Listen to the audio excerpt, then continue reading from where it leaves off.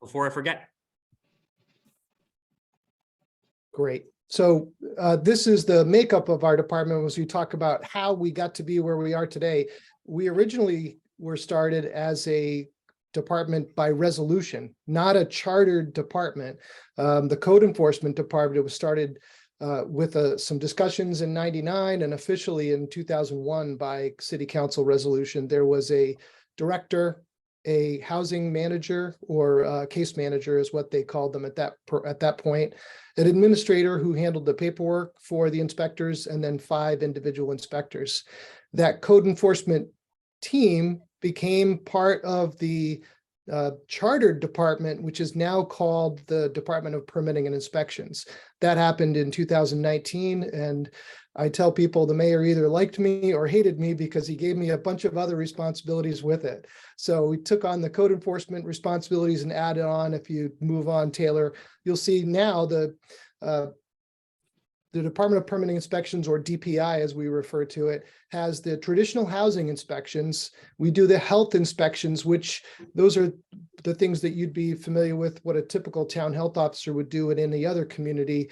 I'm Burlington's town health officer, and Patty and our inspectors and administrator are all deputy town health officers. The added components are the next 2 sections, the zoning team and the trades team. So that's the typical zoning functions in other state communities. We brought that team down from City Hall to be part of our 645 Pine Street location. And we moved over the team from DPW, the trades permit team. They issue building permits, plumbing, electrical, mechanical, the typical things that you do on a full scope project. And that team, the 5 members of that team work for me as well as a separate division. Our housing team also does vacant building enforcement. So next we'll talk a little bit about the specific department makeup. The housing team that Patty manages is the largest of the teams. And you can see there are 5 positions now that include inspectors and a graffiti removal person who we can't use too much in the winter. So that person works for us just in the summer. And we typically hire multiple people in that section. And we can move on to the next slide. If I move too fast, I'm certainly happy to stop, but I want to be mindful of time and talk about the most meaningful things. This is just a quick slide to tell you that's where we get our minimum housing ordinance from in Burlington City chapter 18, the minimum housing code. But it really reads very similar to, if not in some places, exactly the same as the town health officer inspection checklist. Next slide.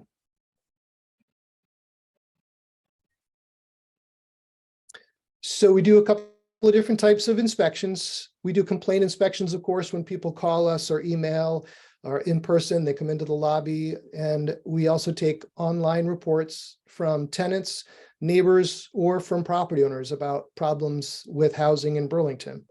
The routine inspections that we do are designed to be preventative of those complaint inspections, with the idea being every property gets inspected at least once every 3 years to make sure that we get all between 10 and 11,000 properties in the city of Burlington annually. Ready to move on. So what we do at an inspection, the inspector points out the deficiencies one by one to the property owner or property manager as they're walking through the rental unit. And as they follow up, they write a written report, which also comes in the form of an order that's sent to the property owner by mail. And now we can send that electronically. The order contains very specific items that are required to make sure that the property owner knows what the deficiency is. The property owner has to have something that says it's a violation of a specific housing code or chapter 18 section. We tell them what's required to fix it, and then we tell them what date they need to comply by. The reinspection after 30 days, as an example, would be the date when an inspector would go back to see that the deficiencies are fixed. If the deficiencies are corrected, then they issue a certificate of compliance or a COC. If there aren't If there are deficiencies, we would set another reinspection and issue an inspection fee or a reinspection fee because the property wasn't ready for us when we came back for reinspection. I'll talk about the reinspection fees when we get to the slide on that coming up.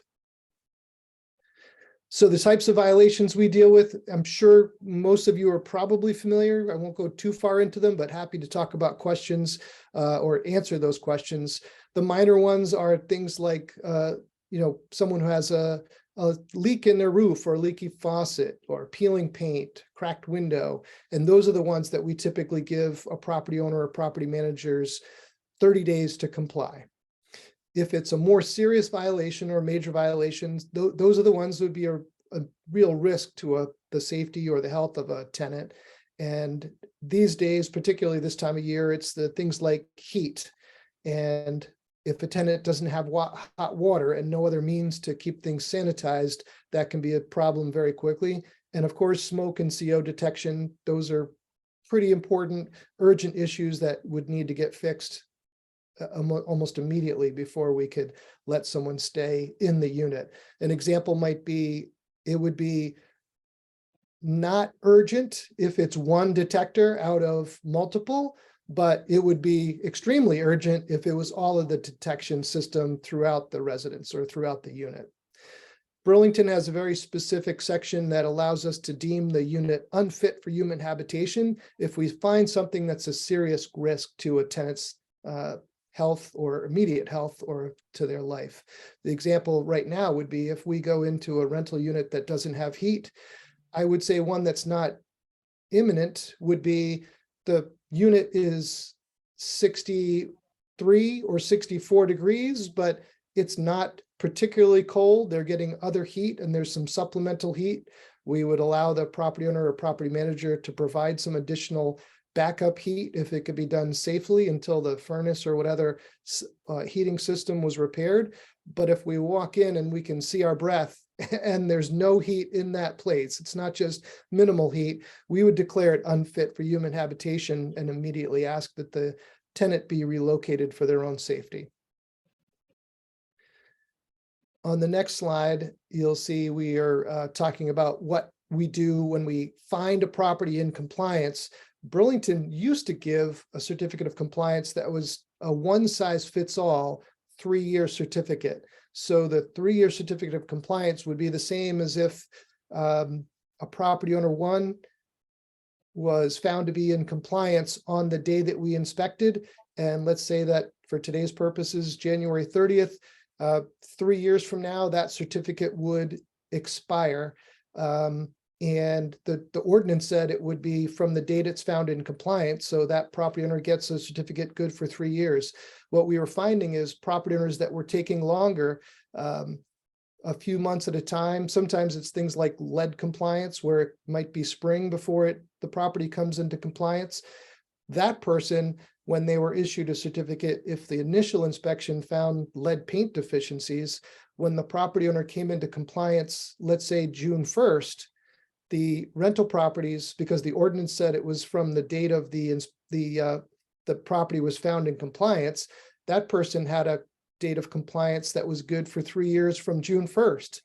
To us, it seemed unfair that the person who had a perfect property got a relatively shorter period than the person who found who had the deficiencies. That person ends up being getting until June 1st, and sort of a disadvantage for a person who's found in full compliance on the initial inspection.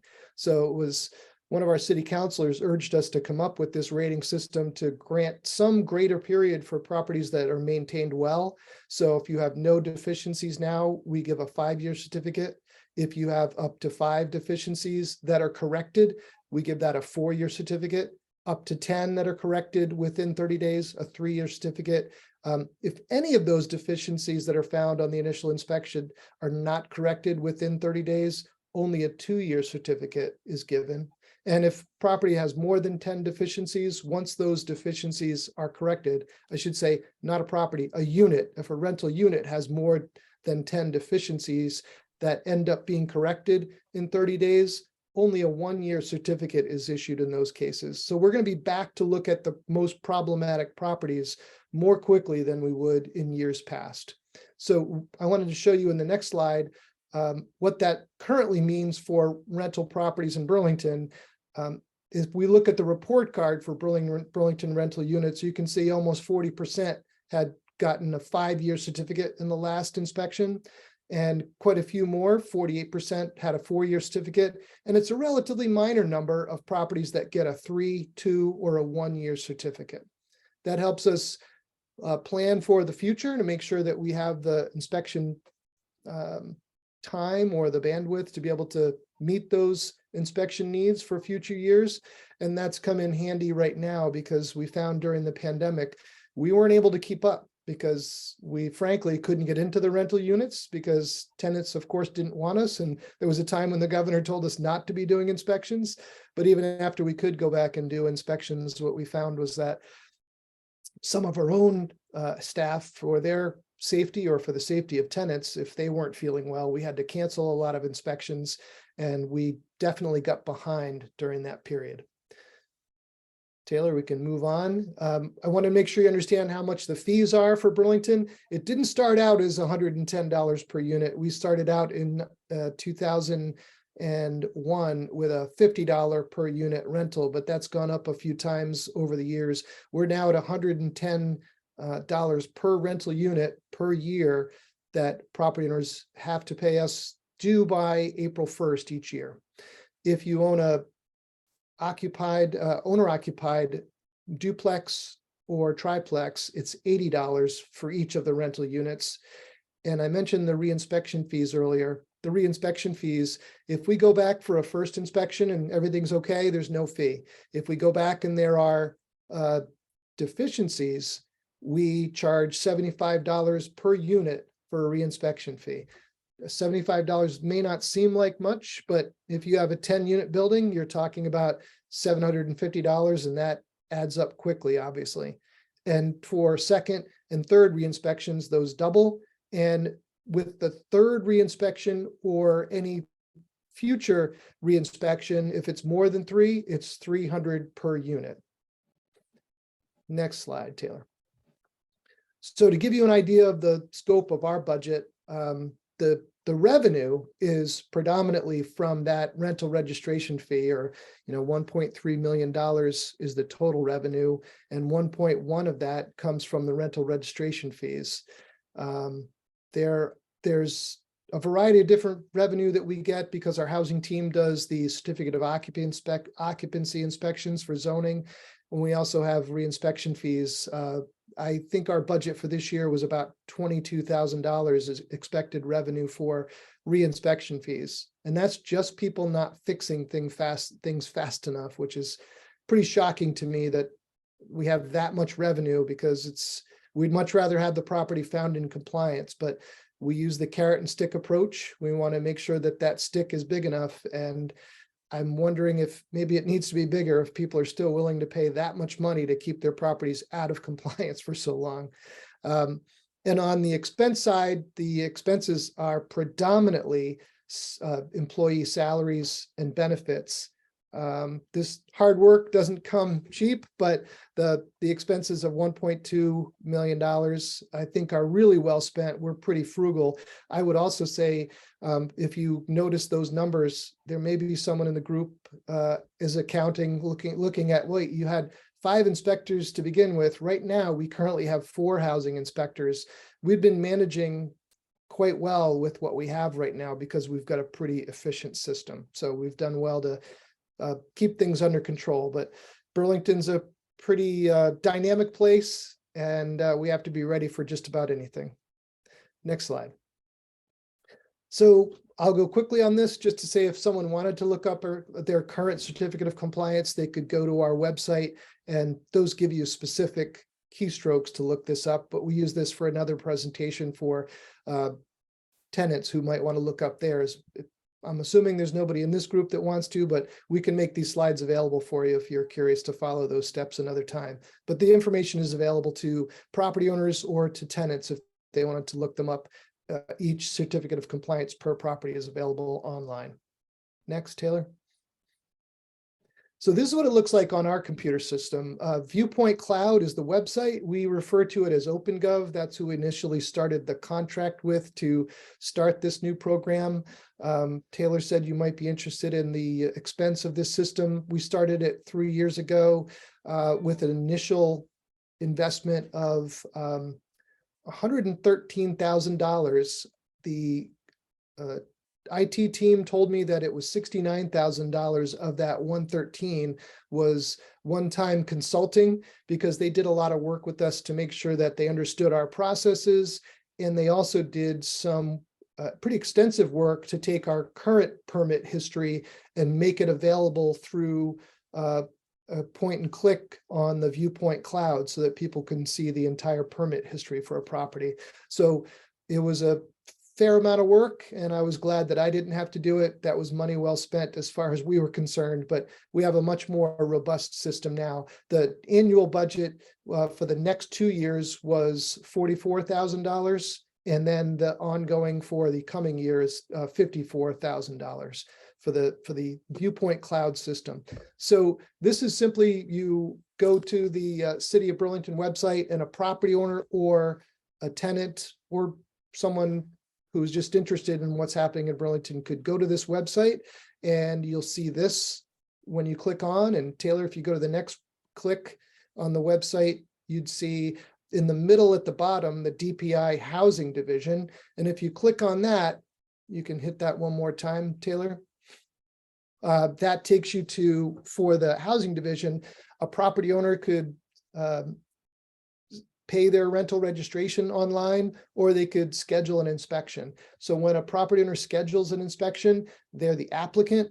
Our administrative staff makes the appointment, and everything is done electronically. Property owners are required by ordinance to get this information by mail, but we also have a sign off that people can opt out of that our city attorney has written up, that people who choose to get it electronically can get the version of their reports solely by electronic basis. So this is available to people 24 hours a day. And the benefit for us of having this online system is that specifically property owners and members of the public have complete access to what's available through the system anytime they want to, where the old system, it was really more of a viewing option. There was no direct communication. We used a product through CSDC company out of Toronto previously that was called the Amanda program. And I liked it because it had a lot of functionality, but it had no interaction with the public. So the public really couldn't have the same level of depth. When an inspector completes a report, the property owner has access to it immediately. They don't have to wait a few days for us to mail them the report, and they could write back questions. And if there are things that they can fix and tell us that they've repaired, they can include a photograph of the deficiency that they've corrected. The inspector has the ability to sign off on that electronically to say that's exactly what I needed, so I don't need to come back for the inspection. It makes it so much easier for property owners, and I think much more efficient for our staff. Next slide. So this is what it looks like on a typical one. I've blocked out the applicant's name, but this is an inspection where I've just clicked on the activity log, and it's obviously, it's not interactive, but this activity log tells you every keystroke that one of the admin staff or inspectors took, and it's right there forever for us to track down how it started, how it moved through the first inspection, when a certificate of compliance was issued, and all of that detail is not only available for us to search, but for property owners and for tenants. If prospective tenants want to see how did the property do its last inspection, they could certainly find any of that information, which is all available, as I said, online. Next slide, Taylor. So I'll mention just quickly, we don't do this alone. We're not a one-stop shop in the sense that we don't act in a vacuum. I'd say most of the people on this call I've had some interaction with at some point or another. And we have, folks here from CVOEO, and we have our CEDO department represented, but we work with Vermont Apartment Owners Association, Vermont Legal Aid, and a number of other area advocacy groups to make sure that we work seamlessly together to provide the best service that we can for Burlington tenants and for property owners and neighbors who are affected by the housing in Burlington. And I am happy to answer questions and also leave it open for Patty to add anything. The one thing I guess I specifically left out for those of you that are questioning, well, what happens if someone disagrees with you, Bill? As much as I'd like to be the judge, jury, and prosecution, that we have a housing board of review, similar to like a DRB who would hear appeals of zoning. The housing board of review would hear, that's a 5-member citizen panel appointed by city council who would hear appeals by either tenants or property owners who are aggrieved by a decision that we make. If they disagree with what we decide, they can appeal that to the housing board of review, and they would typically have a hearing within 14 days, and they would issue a decision either upholding the order that we issue or a reversal, and they can act on our behalf and issue an updated order. Ready for questions. Thank you, Bill. That was a lot in 20 minutes. Yeah, does anyone have a question? I can get out of the full screen share, and if anyone wants to either raise their hand using the raise hand function or just manually, please go for it.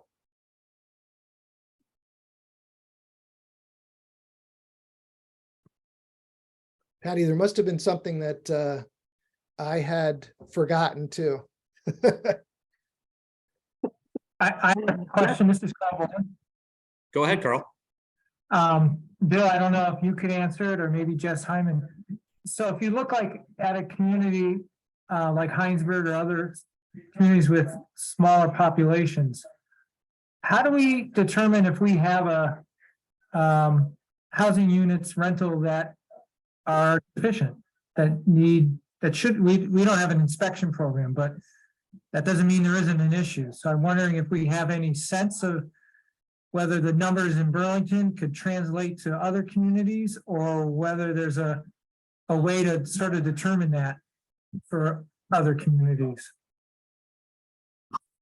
All I can give you is my best guess, and I would say that most of your rentals are probably going to be very well maintained because you have active, I'm sure you have some competition for them. Burlington has an incredibly low vacancy rate. So I think that hurts us a little bit, that there are people who get rental units in Burlington that probably wouldn't take them if there were better options for them. So the more, I'd say that the lower your vacancy rate in your community, probably the bigger challenges that you have. But I would say probably somewhere in, the 10% range, excuse me, I'd say 10% of them will be problematic right off the bat. And I will tell you one other thing about the what we see with lead paint issues at the state level is that since the state typically doesn't check every year, I'm not sure how they manage their compliance for the IRC or the old EMP, the essential maintenance practices that most people were used to. But we know in Burlington, if we're not checking, people are frequently not doing that IRC or EMP requirement. So I think the importance of having an inspection program is to make sure that people are doing the things that they say they're supposed to. The nice thing is I do believe that most people do the right thing because it's the right thing. But I do think you have to have a system for people that are causing problems.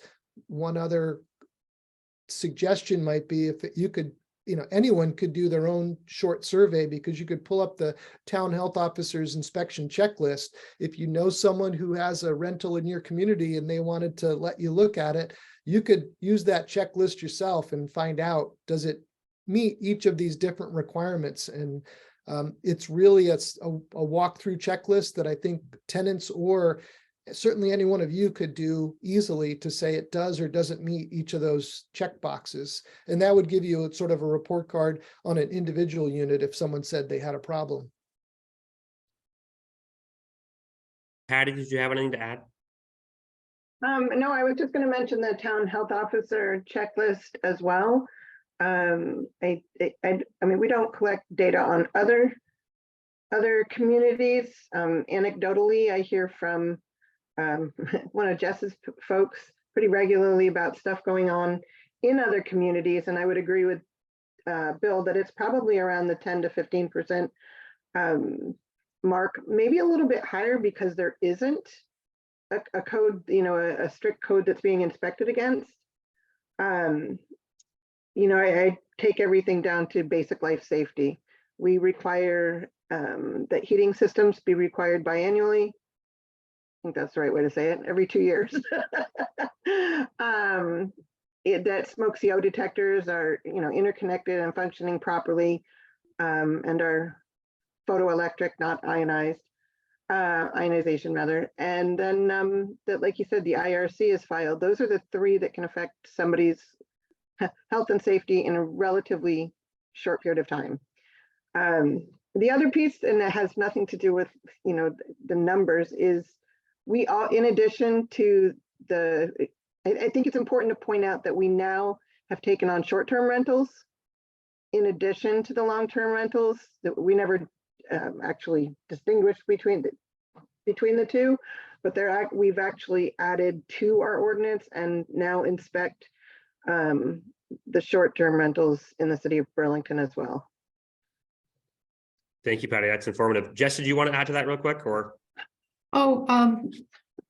Yeah, I would just like to echo what Bill and Patty said, is that, there are issues all over the state in terms of habitability. And, we're on our Vermont Tenants Hotline. We're only hearing from the people with problems. So we're not hearing from, no one calls us to say, hey, my apartment's in great shape, I'm feeling good. So it's a little hard for us to talk about the total percent. But the lower the vacancy rate, the more problems we see. And we do hear from folks in towns, big and small, all over the state every single day.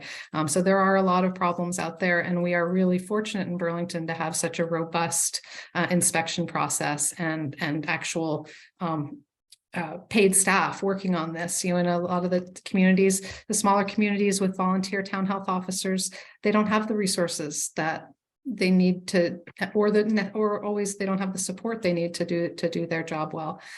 So I'm always encourage incorporating these types of things into smaller communities as well as the big ones.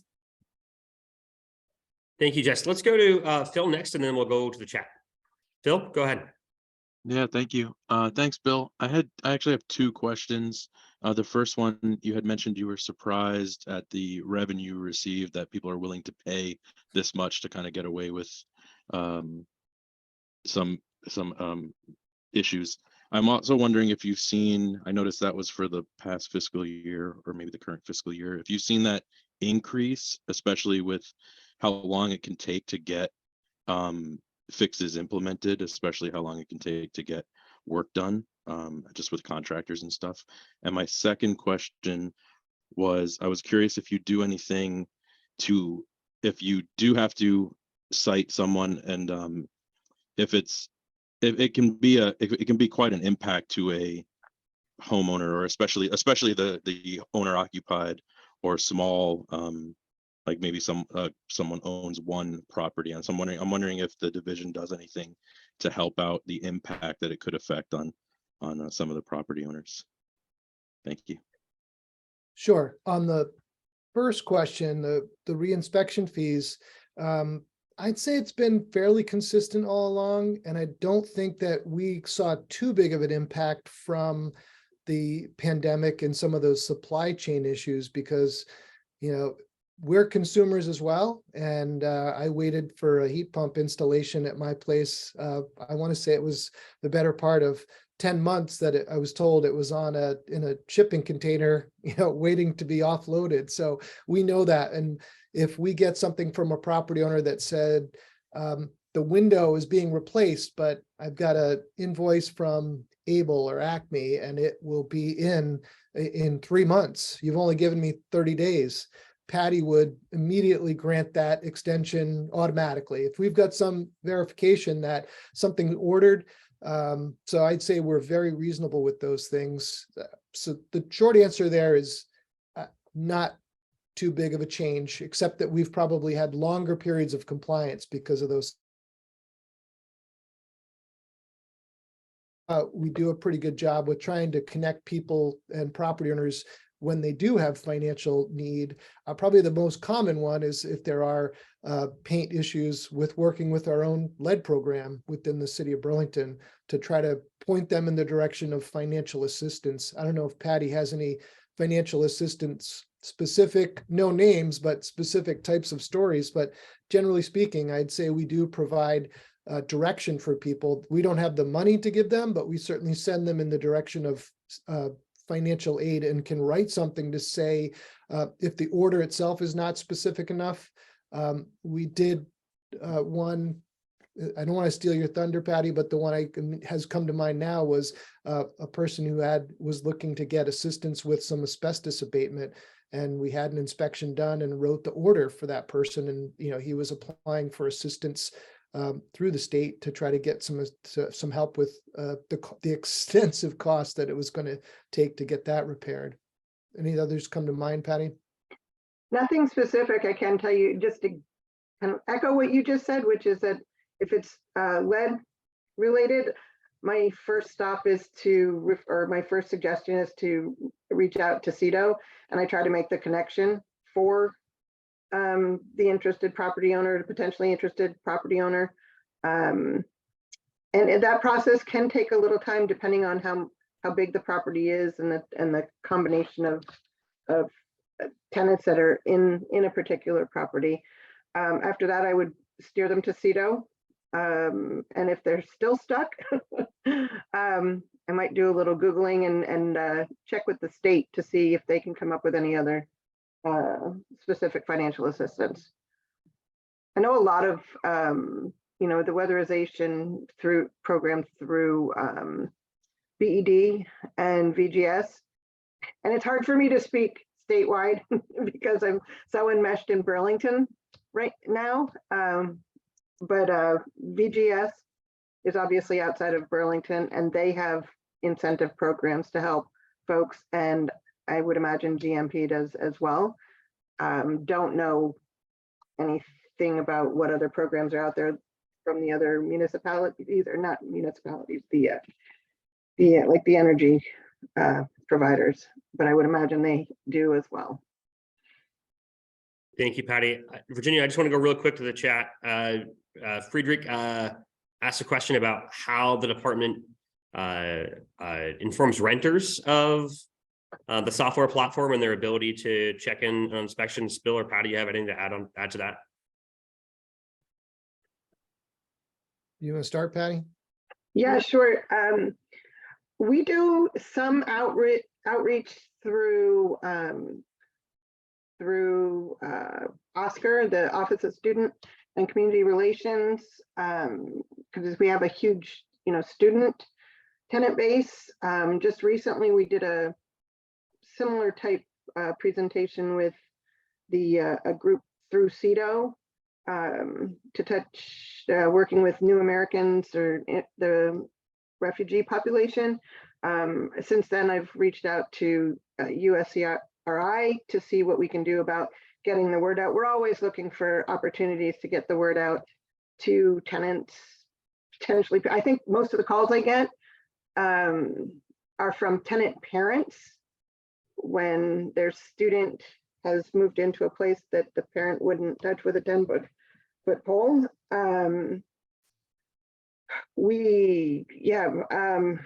In the city, I feel like a lot of folks find us somewhat accidentally, like through other organizations or for other reasons. And whenever we can, we take opportunities to present and get our what we do out there. We've done both tenant and property owner manager education with CVOEO and Vermont landlords in the past. Can you think of any other specific ones that we've done, Bill? No, but I would also say it's a relatively new, that the OpenGov or Viewpoint cloud system is relatively new. So I think we'll find additional ways through either online or leaving something at the inspections to make sure that folks are aware of them. But once they've already rented, it's too late. So Patty's right that working with the outreach before people rent, or letting them know that for their next rental, they can go online to look up current and past inspection information, or if nothing else, call us because we can give them a update to know that the property either got a 5 or a 1 the last time it was inspected.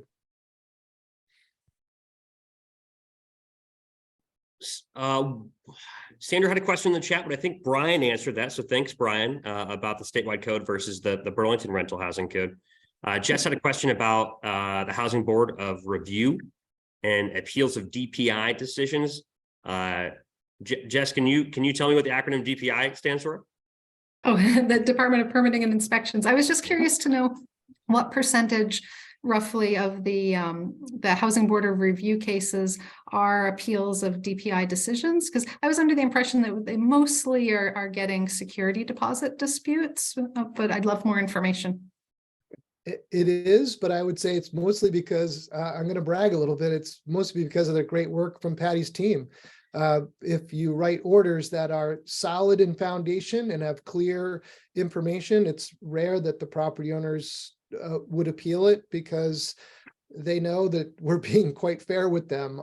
So it's typically one a year is what we get, which is a pretty small number.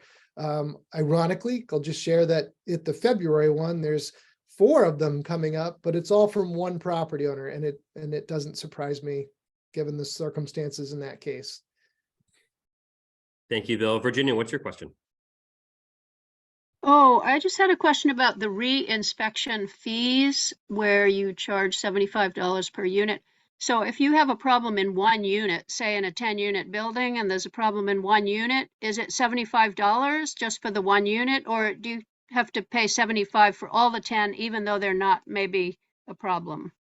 That's a great question. It's for all of the units that are affected. So if the deficiency only affected one unit, it would be for that one unit. But some of the units, if there's peeling paint across the entire property, that's fair game for all of them. Okay, great. And I saw another one in the chat. I see Bruce asked about fines for graffiti on buildings that we do have through the police department. They can issue tickets for them if they don't arrest someone. If there were fines that our department would issue, it would be related to on rental housing. If we issued an order for a property owner to repair the damage to their property, we would give them a reasonable time. This time of year, we'd grant more because it's incredibly hard for anyone to paint when it's this cold. But we don't have tickets for offenders. That would have to be a police department response. Excellent. Any last questions for Bill and Patty? Yeah, I just had one more question about the short-term rentals. So you have a registry in Burlington for short-term rentals. Is it the same as the long-term rentals registry? And are the inspection parameters all the same? You just treat them all exactly the same, basically.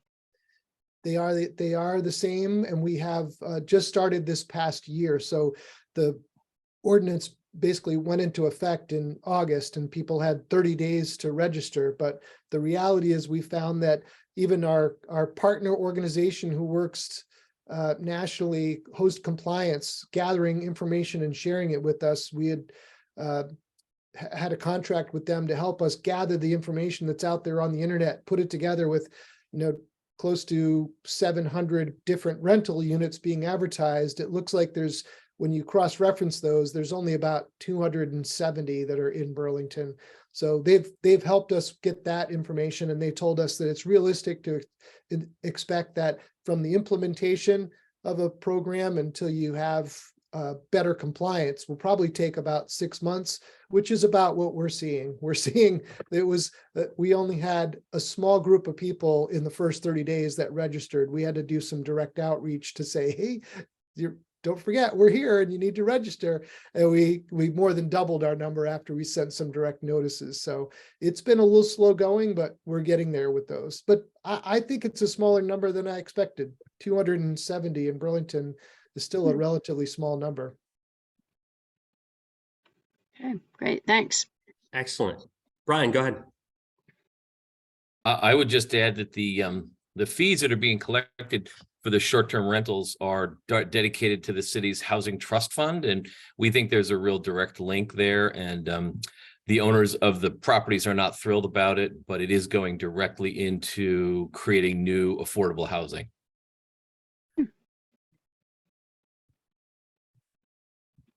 Thank you, Brian. Jess has a couple questions in the chat, but Bill or Patty, I'm wondering if you could answer in the chat so we can move on with our agenda, if that's okay. Sure will. Absolutely. Thank you very much. All right, I'm going to bring up another PowerPoint to get us back on track. 1 second. Probably more for me than for you folks. Do you guys see full screen or do you guys see display? Full screen? We are seeing just the PowerPoint, Taylor. Excellent. Sorry, I'm very paranoid about that. So we already did our agenda. Wanted to provide a couple quick CCRPC updates as we move on. First, wanted to let folks know that we've delayed adoption of our regional plan to 2024. We had originally slated adopting an updated regional plan in 2023.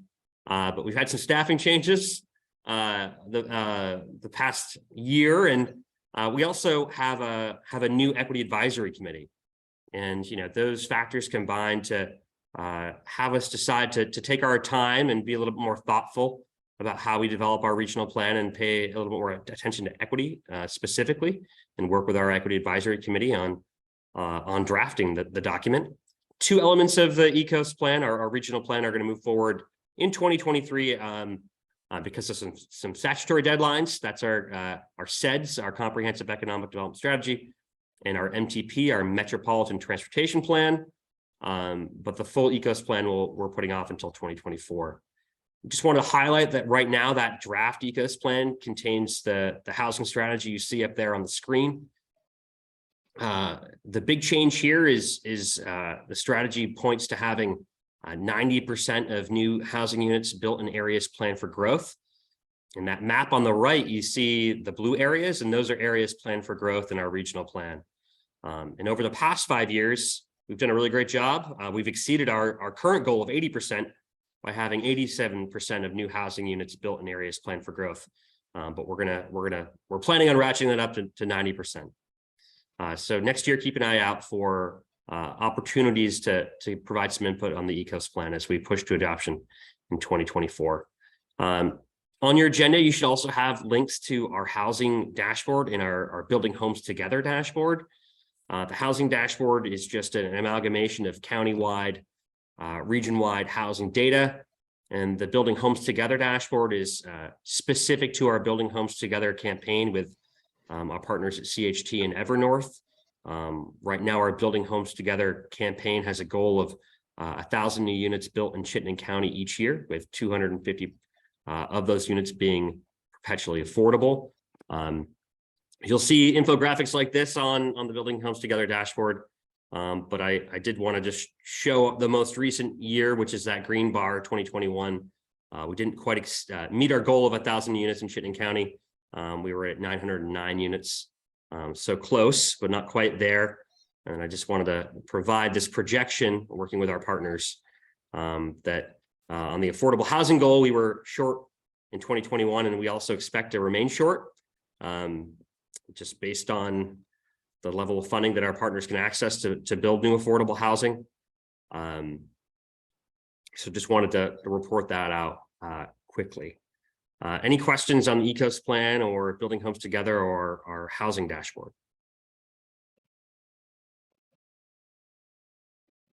Okay.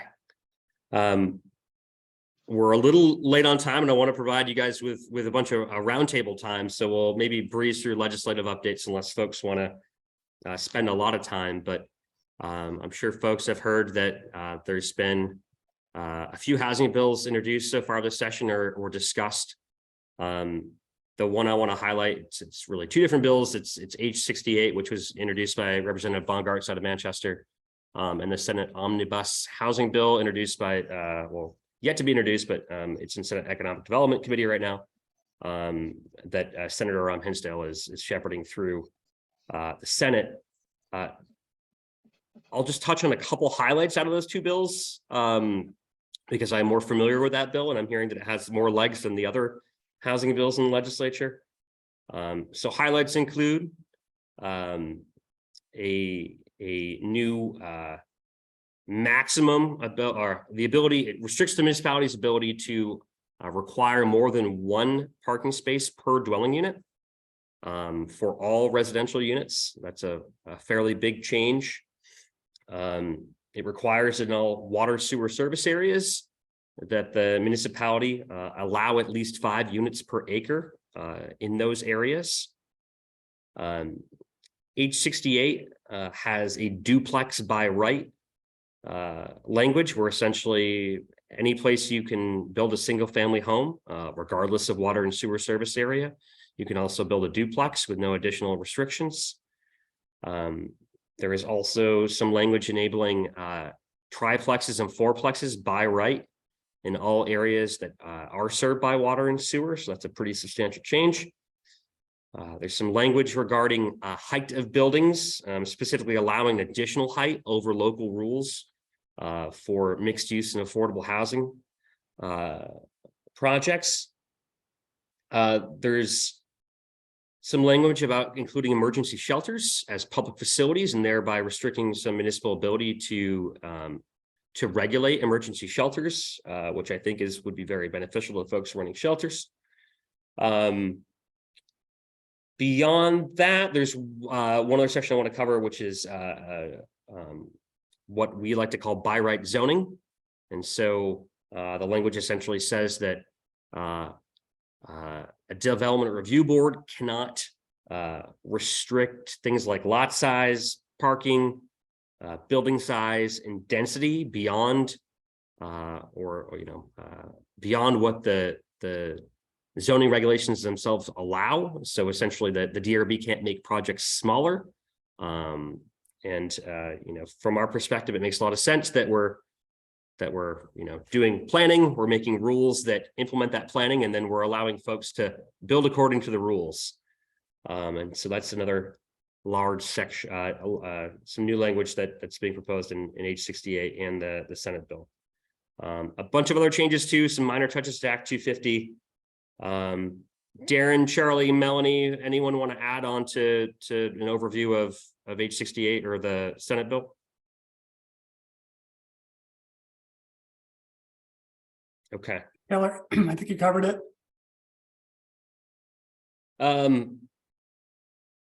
H111 is another workforce housing bill, I think, introduced by Representative Sims out of Craftsbury. I do not have the pulse on what's being proposed in that bill. I think it's relatively lighter on regulatory changes. Darren or anyone else have anything to add on H111?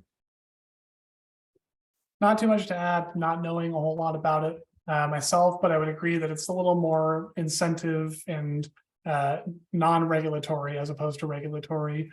But it would amend the Vermont Rental Housing Improvement Program to expand use of funds, as well as the missing middle income homeownership development pilot program, a lot more funding in general.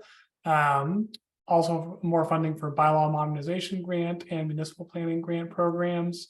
There are some Act 250 proposals or changes to Act 250 exempting housing projects in downtowns and village centers, and reducing the appeal by 10 residents or property owners, or eliminating that. A bunch of other stuff, but we'll keep an eye on that. Yeah. Thank you, Darren. That's much more than I knew about H111. Also hearing that there will be additional housing bill introduced by Representative Stevens. I hear that bill will not touch Act 250 or municipal zoning. But other than that, I am not sure what that bill is going to include. I don't know if anyone on the call has any insights into that and is willing to share.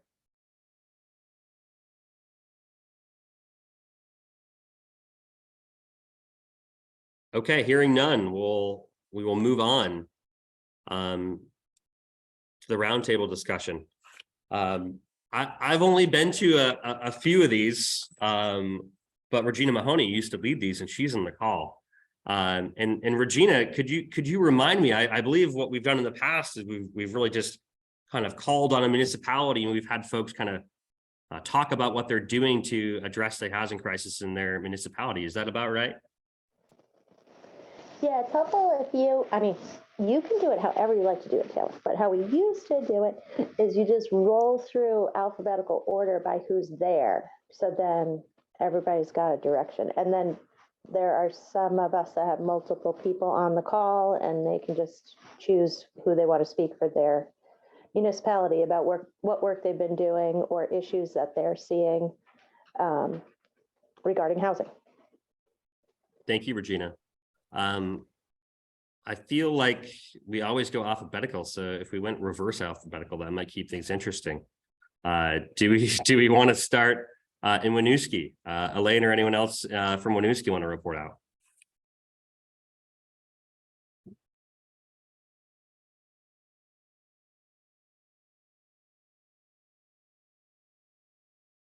I guess I can touch a little bit on what the Housing Commission is working on right now.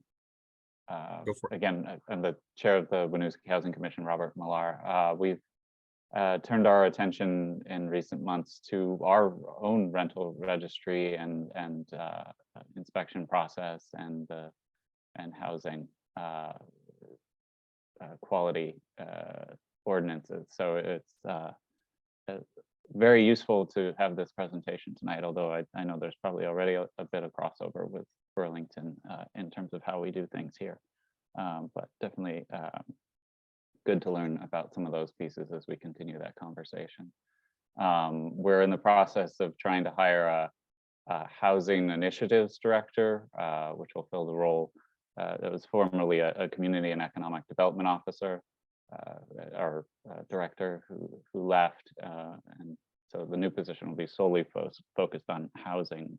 Elaine, I think, is on the call and can speak to how that's going, but that will, I think, really help direct our focus in coming months and years. But I do know the next thing we've talked about doing is more around renter protection in Winooski. Some of that's looking at Burlington and around the state, but we have a few things on the radar. Elaine or anybody else on the call from Winooski, I'd be happy to turn to you too. Sure. If anyone has anyone they can think of that would be a great housing initiative director, it's a rather entrepreneurial position, and it's our first one. So please share the announcement around if you wouldn't mind. I'll post a link to it in the chat. The other thing just to mention is that we received as the city a voter-backed petition for a charter change to allow just cause eviction. So by statute, we are required to, the councils are required to place it with only minor technical adjustments on the ballot. So Winooski voters will be looking at that. And those of you who follow Burlington's, it's pretty much the same as that. So just heard today from our legislative delegation that they the deadline to introduce legislation is tomorrow. So we aren't voting in time for it to be introduced this session anyway, but they are probably going to introduce it next session in 2024. And at least their goal is actually to discuss a statewide thing. So we'll see what happens with that. Deke? See, is this working? We can hear Can you. you folks hear me? Yeah, oh, great, super. WHA, I'm with the Winooski Housing Authority. We're in the process of early conversations with Evernorth to add between 10 and 12 3+ bedroom family affordable houses to one of our housing apartments to one of our properties at Elm Street. And that's off to a start. We'll see how it goes. Excellent. Thank you, folks, for the update from Winooski. Williston.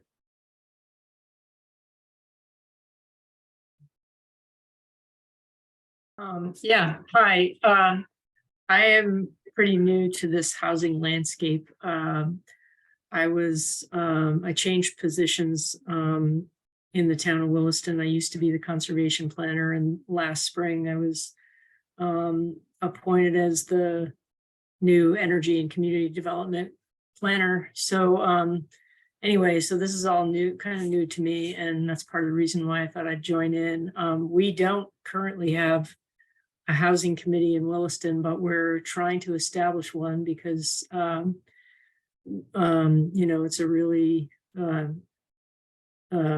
dire need for housing and affordable housing, like all towns in Chittenden County.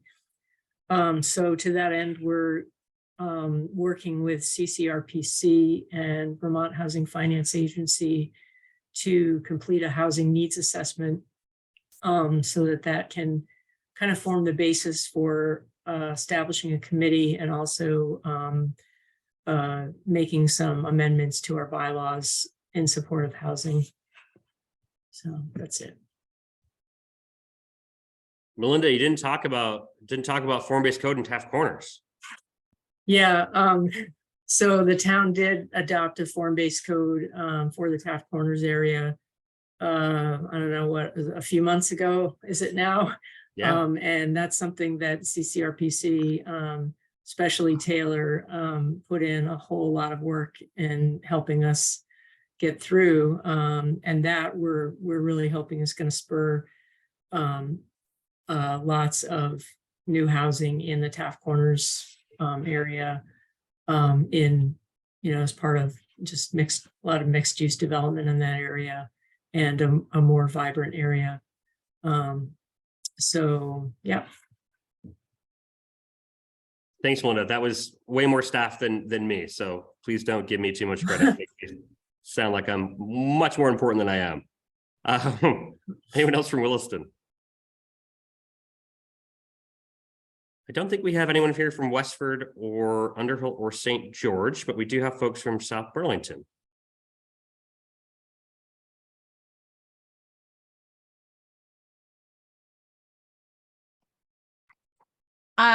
This is Sandy Dooley again, Vice Chair of the Affordable Housing Committee.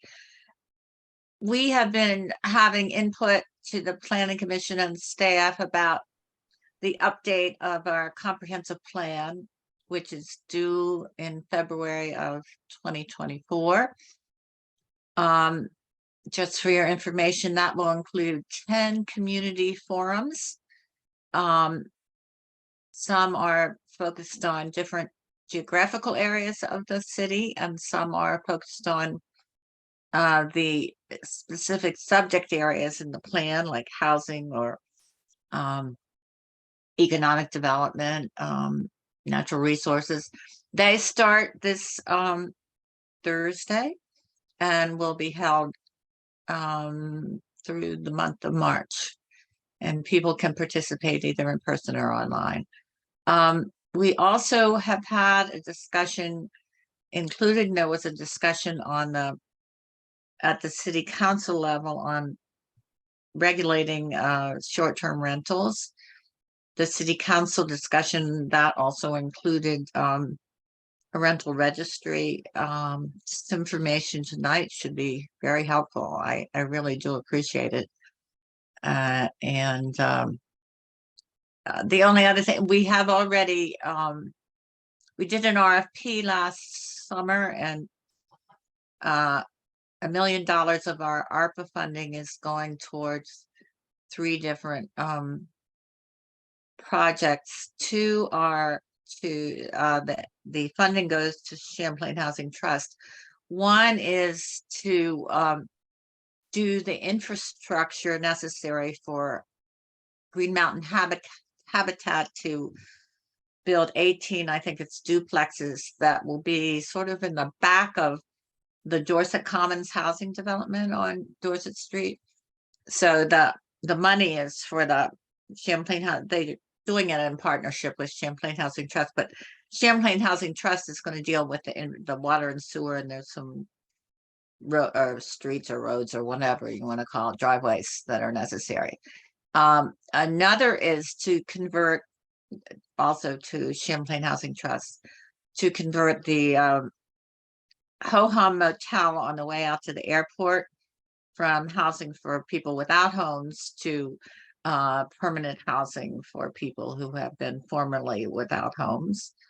And how, maybe Darrellin, can you help me? I'm pulling a blank on our third one.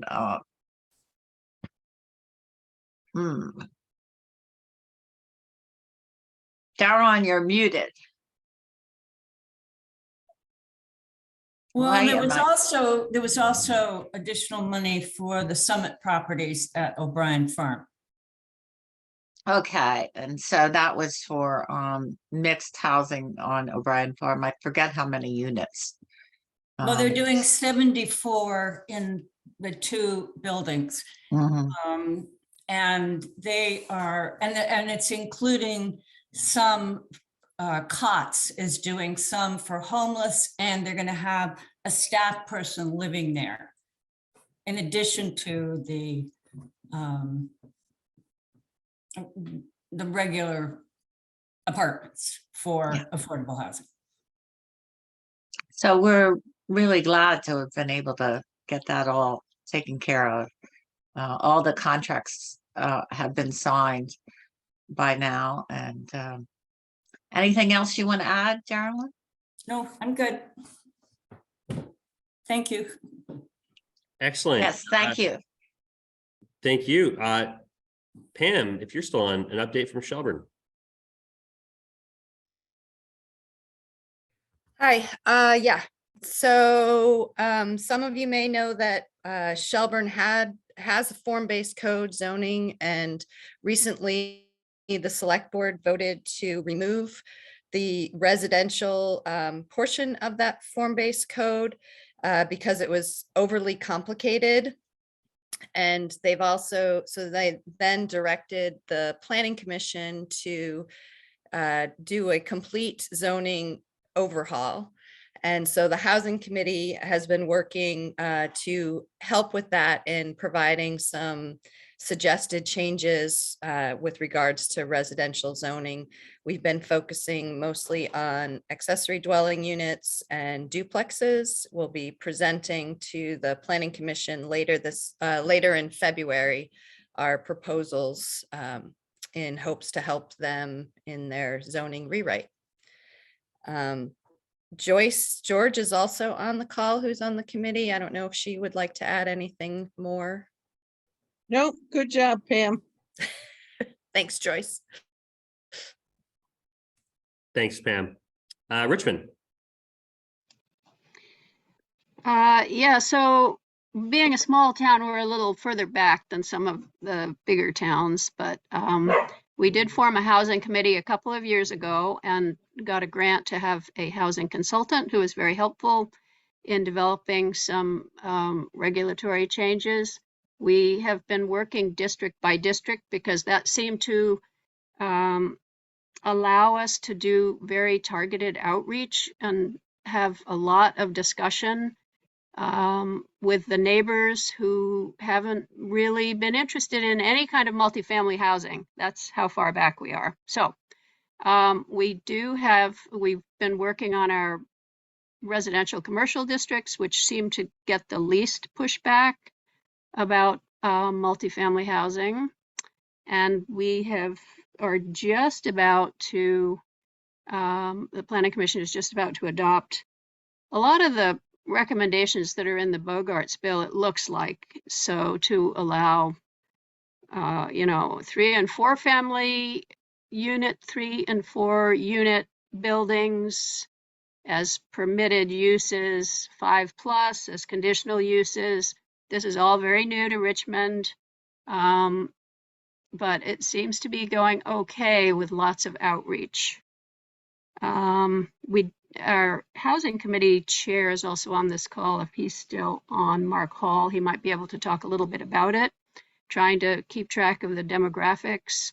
We've not been very successful with the affordable housing piece. It seems very difficult for us to grapple with in terms of scale, and not having very much developable land in our water and sewer area. So anyway, challenging, but it seems like we're at least making some regulatory progress. And then we'll proceed to the neighborhoods, which is much more difficult to get people to be interested in anything except for possibly duplexes. Anyway, we're working on it. So, Mark, did you have anything else you wanted to say? Yeah, I would just say, as you alluded to there, Virginia, we have been trying to help support some of these changes that Virginia talked about in terms of just influencing and hearing back from the community and helping to talk a little bit about why we're making these changes and why it's important. So we were at the Richmond's Farmers Market trying to speak with folks, encouraging discussion through Front Porch Forum, et cetera, and just trying to help encourage discussion, hear from folks that live in Richmond, and try to make some of these changes that Virginia talked about. Thanks. Bill, I'm going to jump in. This is Elaine. Virginia, what was the housing consultant that you worked with, please? We worked with Brandy Saxton. Yeah, Brandy Saxton. Oh, okay. Brandy Saxton. Yeah. And she was good. I mean, we had to obviously modify what she said for our particular situation, but based on some work that she did, we were able to at least make a set of multifamily housing development standards to help make people feel more comfortable about multifamily housing. And, we had quite a lot of back and forth with the people in Richmond who are actually in the affordable housing industry, who really didn't want to make it any harder to make multifamily housing. But we're kind of walking the line between having people be comfortable with it by having some kind of pretty basic standards about what this housing was going to be like, and how it was going to be an asset to the neighborhood. We've had to do a lot of promotion as to it being an asset to the neighborhood. And we think we've made some progress, and it certainly helped a lot that we've had all the 7 days articles about the housing crisis and, all the information out there in the world that we need more housing and why it's good for Richmond to have more housing. So anyway, yeah, she was useful, the consultant.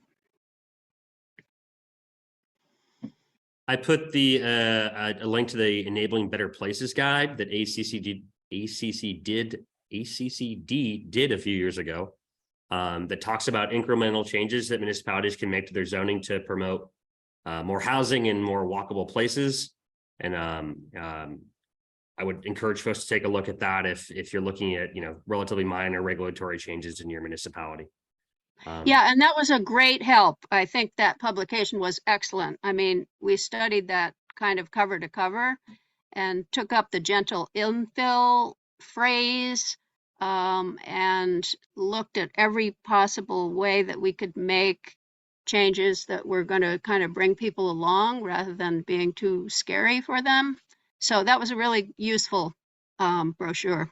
Thank you for that. Awesome. Could you say what that one, what that was again? Sure. It's the Enabling Better Places guide. Just put a link in the chat too, so you should be able to pop right to it. Okay. And that easy to use. It was very easy to use and easy to apply to your own situation, as opposed to just kind of general, oh, this multifamily housing is good. I mean, it was very specific, very nice, like small changes you could make and how to work it in. So I recommend it. the Congress for New Urbanism was the consultant on it, Chuck. It was funded through the legislature. The project included, regional planning commissions working with at least like 1 or 2 pilot communities in each one of their regions to look at their specific local challenges. We held a couple all-day workshops with a consultant and ACCD staff and the Vermont Realtors Association. I don't know, even me as a practitioner, I find the guide really, really useful. So I encourage folks to use it. Are there still any paper copies of the brochure hanging around? I carry mine with me everywhere I go. But do you know if there's still any hanging around anywhere? I might have a couple. let me check and I'll email folks if I I'd have. love to hand them out to my committee members. Okay. I can also check with ACCD staff. Sorry, we're over time, so we'll keep hustling. Thank you folks from Richmond. I'm glad you guys are making progress. No folks from Milton, but I think there are some folks from Jericho here. That's me. So we have spent the last year was really educating ourselves and our town leaders on the state of housing in Jericho specifically, countywide as well, but really trying to start with the housing needs assessment as a launching point to really try to understand what housing currently looks like in Jericho, and to help kind of make the argument for, you know, the same argument that we're all trying to make. And so the last year has really been in making that argument. And I think that we've got a lot of our town leaders on board now. And the next phase for this coming year is kind of twofold. One is to do similar kind of outreach that Virginia, you were talking about in terms of going out into the community and starting to have this conversation in the community.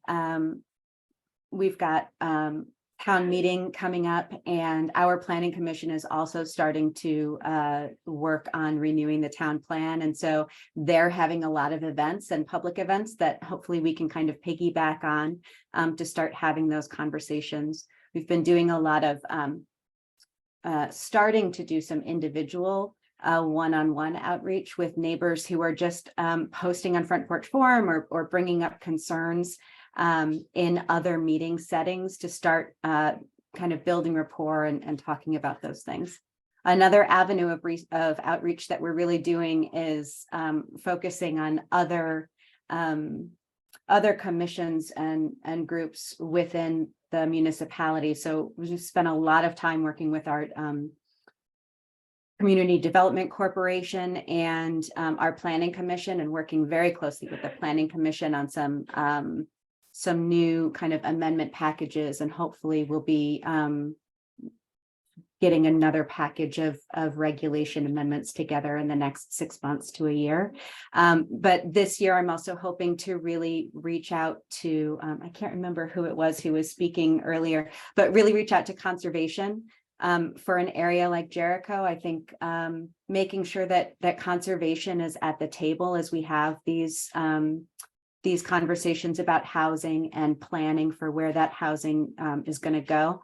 I think we both need to be at the table at the same time from the very beginning to head off some of the conflict that can sometimes arise, since for us, we don't have a sewer system. So the soils that are best for septic are also really great ag soils. So there's lots of places where it helps to kind of work together. And one of the big pushes, as I said, we kind of spent the last year really defining the problem for Jericho. This year, we're hoping to kind of, in the spirit of building homes together, get our select board to adopt a target resolution for target housing for the next few years. We're seeing a lot of development in Jericho at like twice the rate of what we're used to seeing. But all of that development is higher end. And so we're hoping to get the select board to really publicly prioritize having a target number for number of affordable houses and kind of middle income, missing middle houses for the next 5 or 10 years. And when we deliver, the Planning Commission is doing that with us to make sure that we're on the same page. We'll present that jointly to the select board, and at the same time, present a list of prioritized recommendations for how the town can actually go about achieving some of those goals. So the committee has been doing a lot of time researching what options are available to a town like Jericho that doesn't have a lot of infrastructure, doesn't have a lot of staff. We don't do big things. So what kinds of little nudges can we do to have an impact? Yeah, you might want to add, you put on the accessory dwelling unit add on to the town website, and a lot of information, a lot of research went into that. And there's the engineering study going on now to identify leach fields, community leach fields in the town. Yeah, we've got a wastewater feasibility study that the town has organized that is due soon and will hopefully provide a lot of answers to questions that really, where can we build? And yeah, we've put a lot of work into understanding and researching ADUs, and we've got a website ready to launch once the web mistress and I can get together. Anything else, Dave and Chuck? I think you're the only other. Oh, and Frederica, if you're still here. Anything that I'm missing? No, I think you got it. Okay. That's a lot for a small town. Thank you, Jericho folks. I don't think anyone's here from Huntington, but Carl is here from Heinsberg. I'm muted now. Hi, everyone. Several things that we've been working on. There's 3 projects in Heinsberg developments that we've been following and advocating for the affordable housing component. One is Cathedral Square doubling their Kelly's Field project from 24 to 48 units. And we were very supportive, and they have all their, well, they don't have all their funding. There might be a gap, but they're planning to break ground in the spring here in town. And then there's 2 other developments that there are affordable units as part of the project, somewhat due to our inclusionary zoning requirement. One is doing a few more units than they need to, and that's 20 units in a development called Haystack Crossing.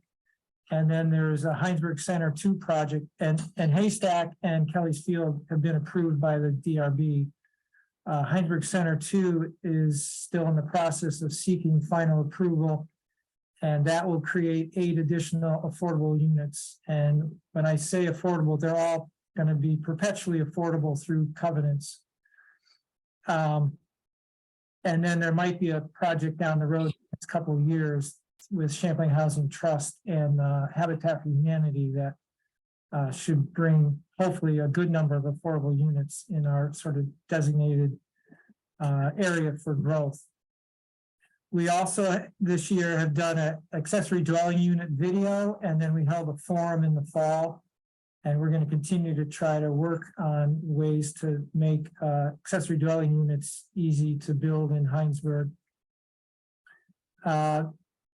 We are working to try to establish a housing fund that might have some funds from the ARPA, but we're not sure where that will go. The select board will make that decision later on after, probably after town meeting. And it started 50,000 of our revolving loan fund from a community development grant was awarded to Cathedral Square for their Kelly's Field project. So we're hoping to have a fund that we can use for some affordable housing projects. The Chittenden County Regional Planning is updating our housing needs assessment, and we hope to have that by June 30th. That also will be useful for determining what types of housing are higher priority than other types of housing. Pretty much everything is needed, but try to get a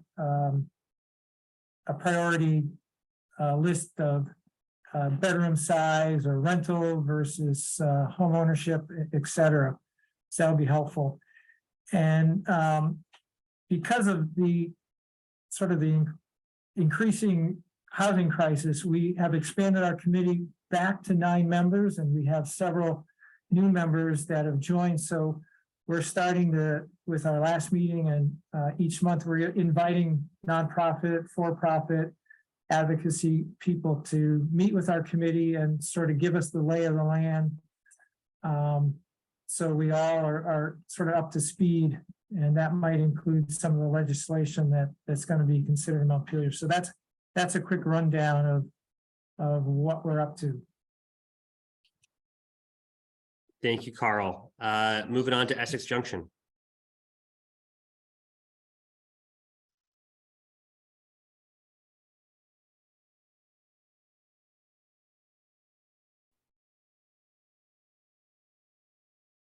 Regina or Waiting John? to see who wants to talk. Okay, I'll go. Uh, So Essex Junction has, our planning commission is just finished up over the summer, a pretty significant package of land development code amendments. Those are with the city council right now, and hopefully we can get those moved forward pretty soon. But they do address some of the things that you talked about in the bill. I forget the number, H68 maybe. Including only one parking space per residential unit, and a number of other things. So we've got that going on. We have a number of housing projects in the pipeline, and also thinking about different topics right now, most notably a rental registry and inspection program. So very much appreciate the topic tonight and input from Burlington. We also have Whitcomb Terrace in Essex Junction that Cathedral Square is looking to renovate, which is really great, and potentially thinking about adding some more units. That's all that I have front of mind. Did I miss anything? Anyone else?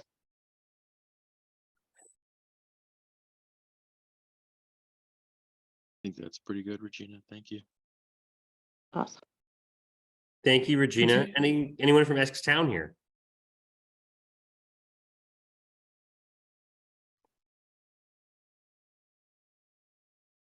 Darren, do you want to act as surrogate, being a Sure. former Town of Essex staff member? Yes, I'm still fresh enough that I have a bit of a sense of what's going on.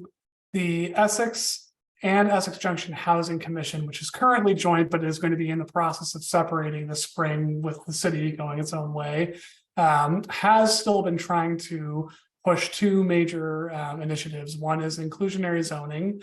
They settled on a set of policy points of what that bylaw should include. But then that's going to be transferred over to each of the town and city planning commissions for review as to how that actually gets written and put together. And then the other initiative is a housing trust fund, which both town select board and city council are supportive of, but there's a lot of work that needs to happen in terms of figuring out the details, how it would be funded, what it would be used for, how it would be managed, et cetera. So those are in eggs that have been, or seeds that have been planted, and hopefully they will continue despite the sort of change in organization. And I think that they are moving up to 9 members total, and then going to separate into 5, potentially more later with each town and city. Thank you, Darren. I think Kathy Ann had to step off from Colchester. I'm not sure we have anyone here from Charlotte either. So Burlington folks. All right, I'll try and give this a quick go because I know folks have been at this for a while tonight, but the items I'd like to highlight are the land use initiatives first, and then I'll speak about some other items I think are worth noting. The rezoning of the Trinity campus, the former Trinity campus, is underway. There is probably an issue that may slow that process down. Unfortunately, the university is not showing any interest or willingness in signing an agreement regarding the sort of notion that enrollment should not be allowed to just sort of grow without any restraints, and that is something the administration at UVM has indicated they don't want any agreement with the city on that, but yet they're asking for the zoning change. So stay tuned on that one. I'm not sure where that will land. The South End rezoning, which will essentially make some of the surface parking lots, not the entire South End, it's a very discrete area, suitable for redevelopment that have been vast amounts of surface parking for decades, and those would be available for the first time ever for building housing. Those are two huge land use policies. The other that has recently been adopted is to remove parking minimums citywide is a pretty significant policy initiative that I think will have a significant impact. I would note that our switch to form-based code in our downtown has made for a much quicker, predictable development review process, which is essentially a staff review of projects in our downtown. And so when you see the buildings on Pine Street that one used to be a bank, and next to it used to be a drive-through, those are both adding 50 units each. Next to August 1st is another 50 units. All three of those projects together went forward quickly because of the change to form-based code. So just an example of how local regulations make a huge impact. We're currently looking at some technical amendments to our inclusionary zoning ordinance, which are really attempting to, I could get way into the weeds and I got to resist it, attempting to really allow for a project to have market rate units with larger numbers, or I should say larger apartments and larger numbers of bedrooms, and the affordable units, as long as they meet the number of units that are required, and that the square footage also be commensurate with the required amount. So a 15% affordable requirement, it must still be 15%. It must also be 15% of the square footage, but you don't have to have the exact same number of bedrooms, which is one of the parts of the ordinance which has been there for many, many years. And it's turned out to be rather cumbersome to administer, and really we think doesn't result in necessarily great outcomes. So we're looking at that right now. That's in the Planning Commission. They've warned it for a hearing. The short-term rental regulation that we mentioned earlier is the first month of the fee, it generated about $50,000 for the Housing Trust Fund. And we don't expect that to continue because we think people will basically go back to what the housing was intended to be, which is rental housing. And that was part of the goal of the regulation. But in the meantime, it is generating new revenue for the Housing Trust Fund, which is being used to support permanently affordable housing. We've got an initiative called the Neighborhood Code project that our Planning Commission is undertaking, Berlin BTV Neighborhood Code. It's really looking at how we build on the strength of our existing neighborhoods, evaluate the zoning tools that regulate new homes in these areas presently, and identify opportunities for new neighborhood scale housing citywide.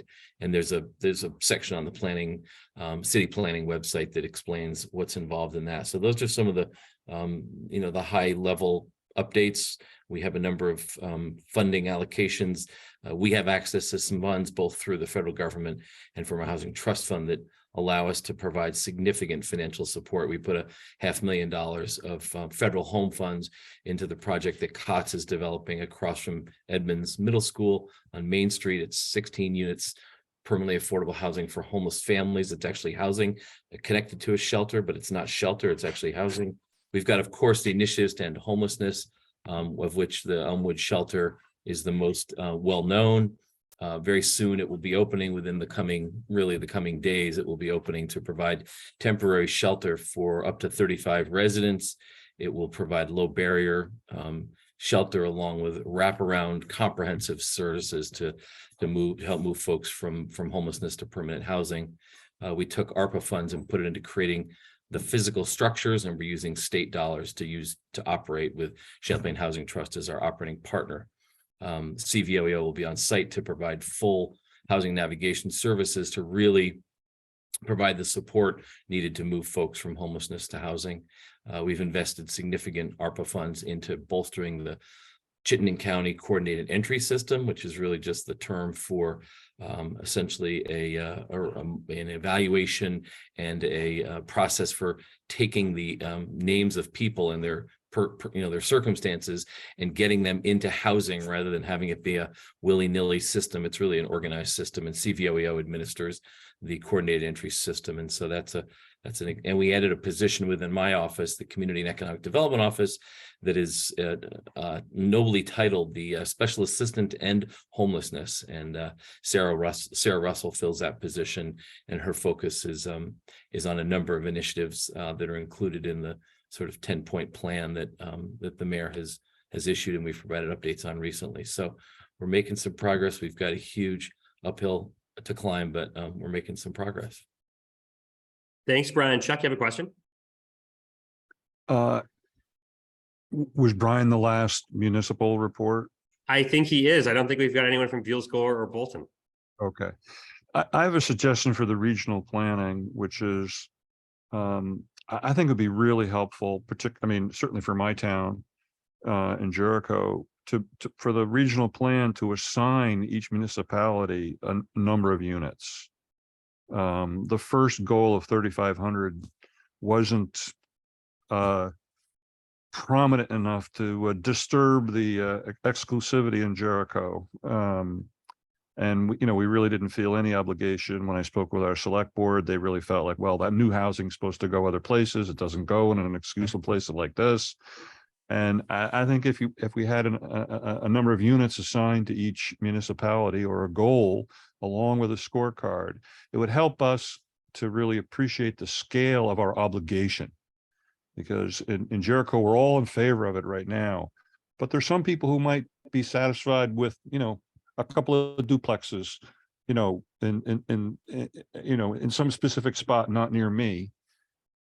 And there may be other people in Jericho, SJ being one of them, who have big ambitions for what we could accomplish. And I think a real specific goal from the planning, regional plan, that really takes into consideration, the overall need, I think would be really helpful for us to take our obligation a little more seriously than we do. I appreciate the comment, Chuck. It's this is not the first time I've had someone make that comment to me in the past 3 months. And it hasn't just come from Jericho, it's come from a few other municipalities.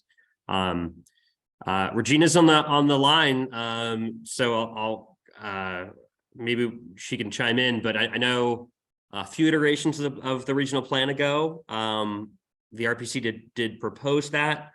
That was over a decade ago, a long time ago, different climate, different place in terms of the housing crisis. Those municipal goals didn't go over well. I don't think they ended up getting adopted into the municipal plan. So just know that for context. The other thing I wanted to add was that,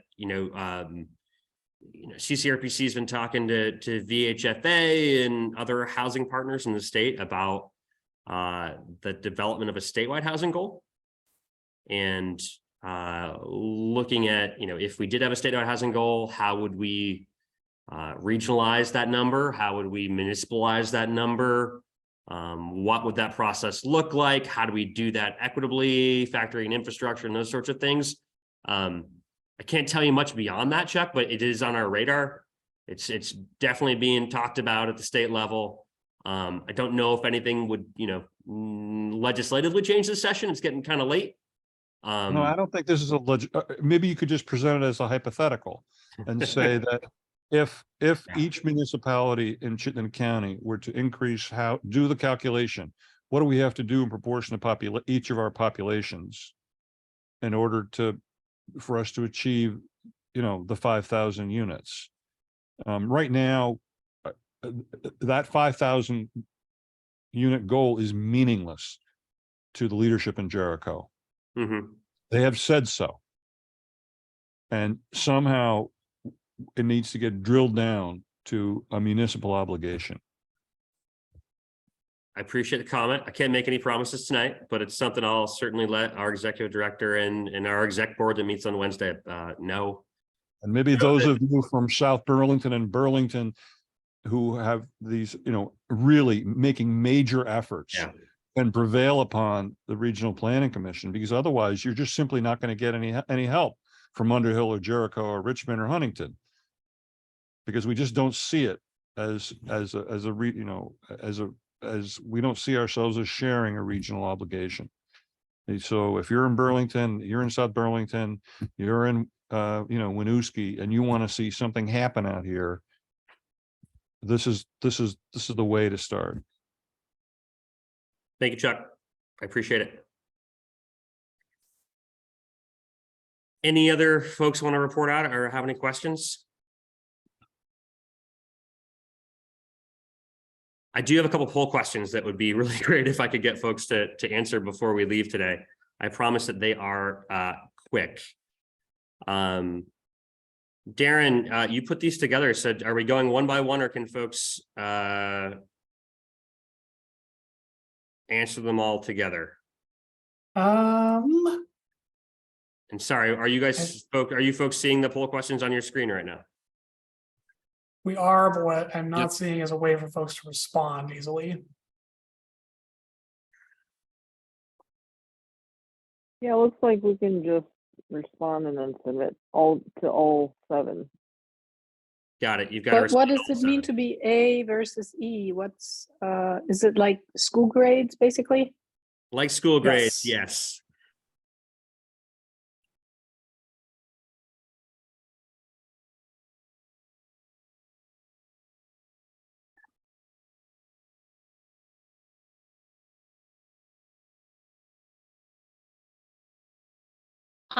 I clicked on my responses, but when I hit submit, nothing happened.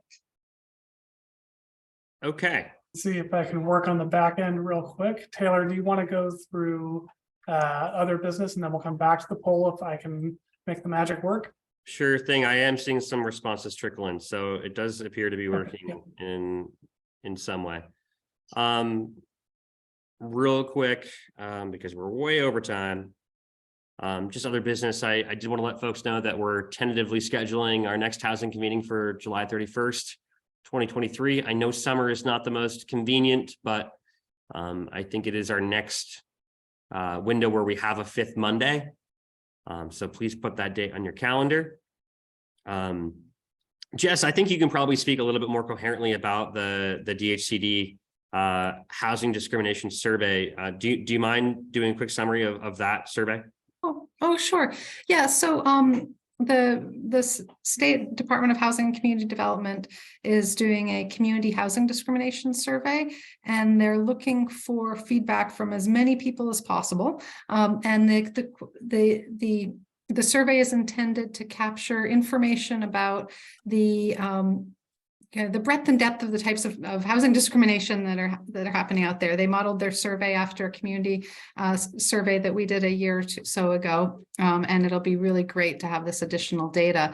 And so it's something you can share within your communities. You can fill out yourselves and encourage folks to fill it out. So, so there are questions about what people have experienced, what they did, what they, if people have experienced discrimination in their housing search or in their housing, if they reported it, if not, why not?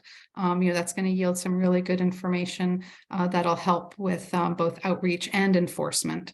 And it's a good resource tool that'll be useful not just to the state DHCD, as part of, they're doing it as part of their requirements for HUD, and it's also going to be some really important, useful data that'll be used by our organization and other partners as well. Excellent. Thank you, Jess. Did want to provide a link to the last installment of the 7 Days Locked Out series, in case you haven't read that article as well. You'll get that link when I send everyone on our list a copy of this presentation and a copy of Bill's presentation as well. We'll also post a recording of this presentation on our website, and you'll have a link to that in my follow-up email. That's what I have for you folks tonight. Is there anything else that folks want to discuss?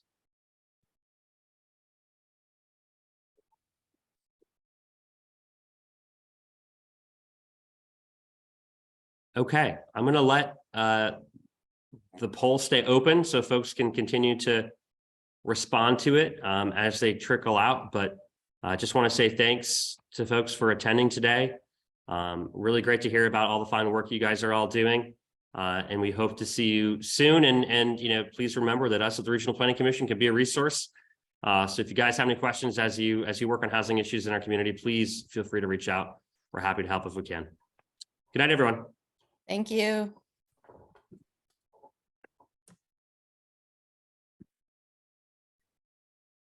For folks who are still doing the poll, never mind, I think everyone's left.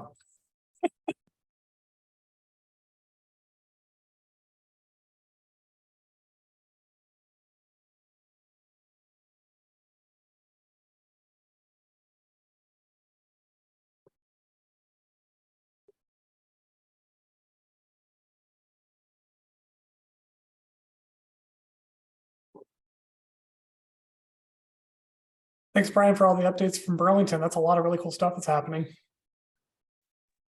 Yeah, it's hard to get, I feel like you're making progress, but we are making some great progress. For sure. I mean, I live in Burlington. I didn't know about BTV neighborhood code, so I appreciated that. Yeah, it's a really cool project that hasn't gotten quite the traction outside of the inner circles, but it's pretty exciting. Megan Tuttle's really quite a resource. Megan's pretty awesome, definitely. Yep. We're so lucky to have her. Thanks a lot, you guys. No problem. Have See a ya. great night. All right, and that poll. Regina said her questions weren't good, but so it goes. Yep. And recording too.